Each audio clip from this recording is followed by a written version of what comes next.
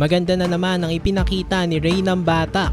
Robert Bolick nag-take over na naman sa clutch time.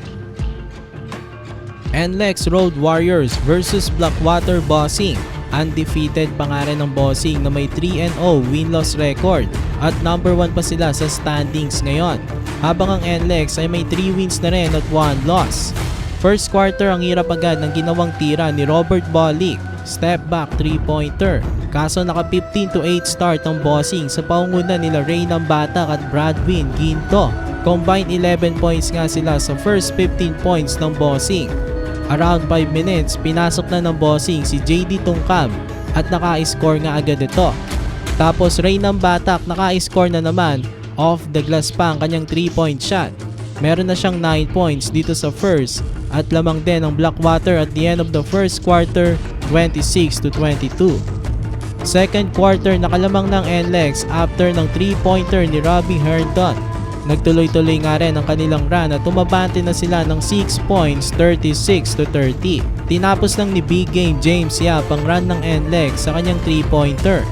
After niya ng Bossing naman ang nakagawa ng 11-4 run at nakalamang na naman sila after ng end 1 play ni Nambatak. Kaso may counter din ng NLEX, back-to-back 3-pointers by Robert Bolick at Baser Amer. Nakalamang saglit ang NLEX pero JD Tungkab naka-buzzer beater kaya balik sa Bossing ang kalamangan at the half 52-51.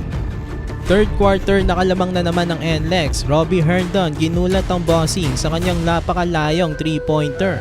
After niyan lamang ng NLEX ng 5, 63-58. Pero Ray Suerte biglang sinuwerte dito sa third sa ganda ng kanyang nilalaro.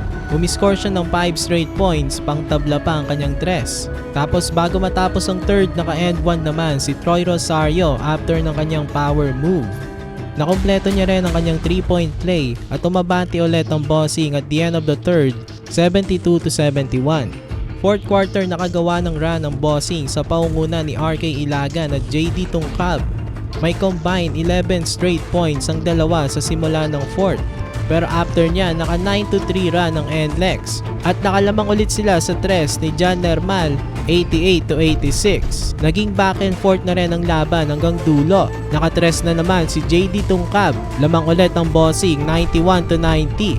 Kaso down the stretch, matapos swerte nung third, minalas naman si Ray Suerte dito sa fourth. 3 free throws pa naman ang kanyang minintis dito sa last 2 minutes ng laban.